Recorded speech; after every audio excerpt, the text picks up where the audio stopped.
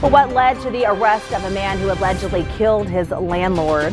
The homicide took place last December in a neighborhood near Cardinal and Irvington. And News 4 Tucson goes in depth on how good old police work and technology apparently solved the case. Lupita Murillo goes in depth on this story. George Fox is here behind me at the Pima County Jail under a $750,000 bond. He was indicted on Thursday on second-degree murder. Investigators tell me he was renting a room from the victim. I was totally flabbergasted because, I didn't think he was capable of doing that. Kevin lives in the neighborhood and knew both the victim and the suspect, George Fox.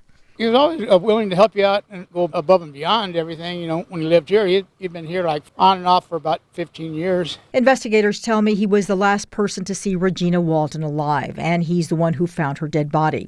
Homicide detective Ryan Hilborn questioned him on the night of December 21st. We got to the house.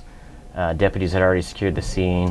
There was George Fox, who was a friend of the decedent, who was at the house outside with his vehicle. Inside the house, It did appear as if it was a violent event that happened at the house. There was blood spatter on some of the walls and some of the baseboarding in the house. he also told me It did appear as if a lot of the any blood that was there had been possibly cleaned up by someone. it was the evidence left behind that helped crack the case. We did some DNA testing, a lot of interviews with people known by Mr. Fox. There was also DNA, like you said, technology evidence, cell phone downloads, things of that nature is what helped lead us to the arrest.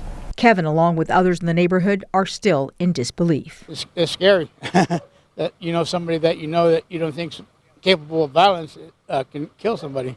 Fox is scheduled to be arraigned next Thursday. Reporting from the Pima County Jail, Lupita Murillo, News 4 Tucson.